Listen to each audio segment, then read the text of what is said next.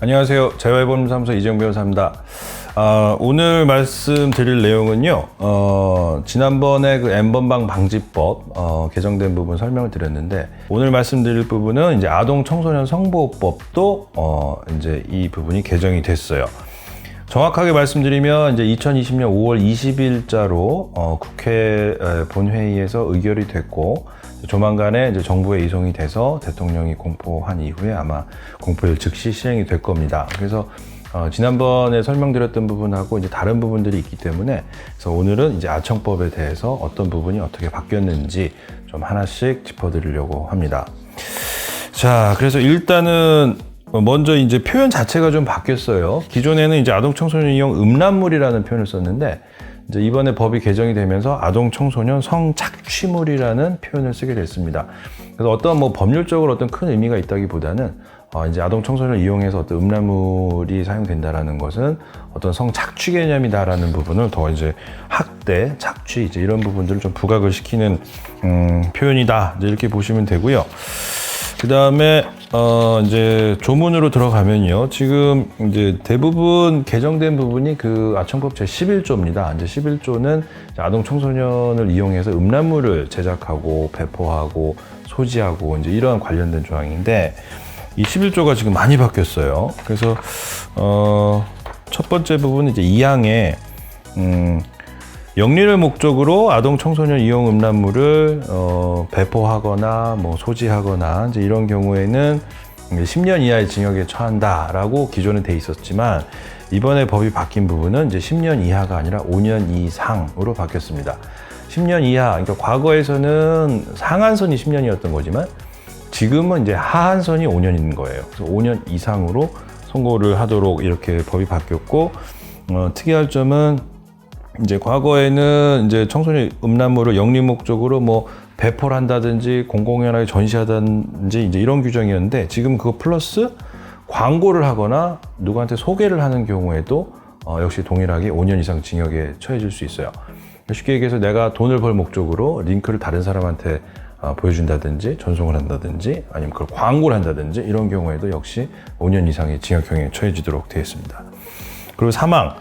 아동 청소년 이용 음란물을 배포 제공한 경우, 그러니까 쉽게 얘기하면 영리 목적하고 상관없이, 그러니까 돈하고 상관없이 내가 누구한테 아동 청소년 음란물을 전송을 했다, 친구한테 카톡으로 보내든 뭘 하든 업로드를 시키든 사이트에다가, 이런 경우에 과거에는 이제 7년 이하의 징역 또는 5천만 원 이하의 벌금 이제 이렇게 돼 있었는데요. 이번에 바뀐 법에 의하면은 3년 이상의 징역형에 처한다 이제 이렇게 돼 있어요. 그래서 벌금형은 아예 이제 없어졌고, 최소가 3년 이상입니다. 강간죄가 3년 이상이기 때문에 지금 아동 청소년이 나오는 음란물을 누구한테 보내주는 것도 거의 강간죄에 못지않는 이제 그런 처벌을 받게 되는 거예요. 벌금형이 없습니다. 그리고 여기서도 역시 광고하고 소개한 경우에도 동일하게 3년 이상의 징역형에 처해지도록 돼 있어요. 그 다음에 이제 제일 많은 분들이 이제 궁금해하시고 물어보시는 부분인데, 이제 제 11조 5항. 아동 청소년 이용 음란물을 이제 소지한 경우에 과거에 이제 1년 이하의 징역 또는 2천만 원 이하의 벌금 이제 이렇게 규정이 되어 있었는데요. 이게 참 획기적으로 변경이 됐습니다. 이 부분은 이제 벌금형 역시 없어졌고, 최저형이 징역 1년입니다. 그래서 1년 이상의 징역형에 처해지도록 되어 있습니다.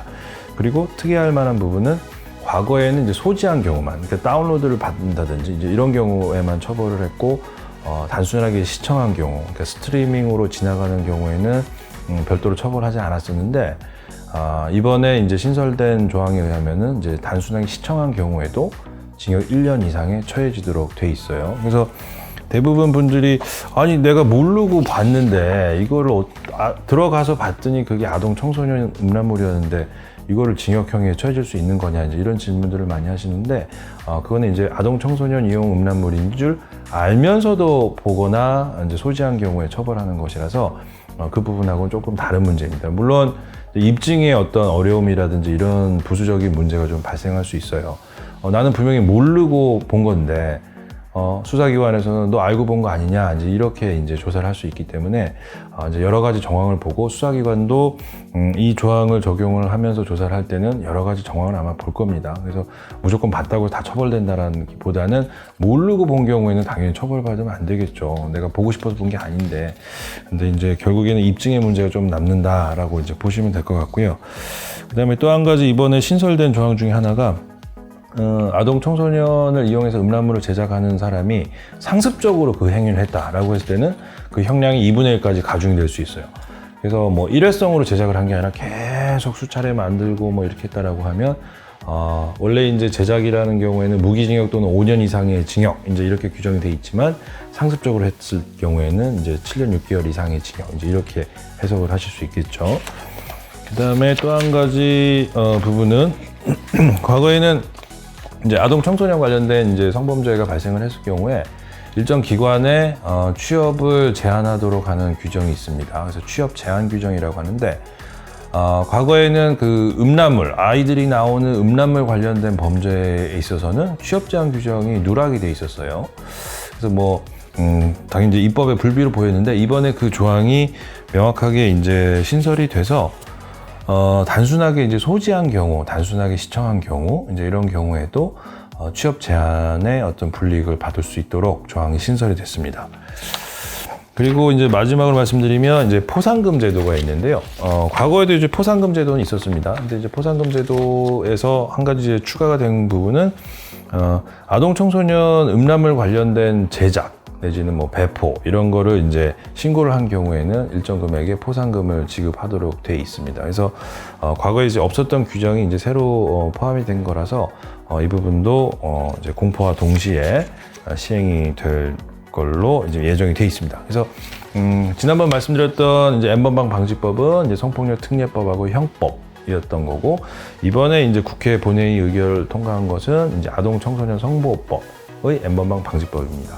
그래서 사실 이제 N번방 방지법이라는 이제 법률 명칭은 없어요. 이제 그런 건 없고 이제 총칭해서 이번에 N번방 사건을 계기로 해서 여러 가지 이제 성범죄 관련된 법령들을 정비하는 과정에서 이제 통칭해서 N번방 방지법이라고 합니다.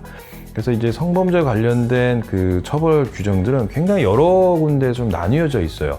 좀 제도적으로 한번 정비할 필요가 있다고 저는 생각을 하는데 일단 기본적으로 형법, 성폭력 특례법, 그다음에 아동 청소년 성보호법 뭐 이런 부분들이 대표적인 법령들인데 다 통합해서 만들면 좋지 않을까 이제 이런 생각을 합니다. 근데 어찌됐건 어떠한 법령이든 지금 다 N번방 방지법이라는 그런 이제 명칭하에서 전부 다 이제 개정 작업들이 이루어지고 있고 이 관련해서는 이제 새로운 이제 또 양형 기준도 곧 제정이 될 겁니다. 그래서 양형 기준 관련해서 아직 정해진 건 없는데 이제 그 부분도 다음 영상에서 또 한번 정리해서 말씀드리도록 하겠습니다.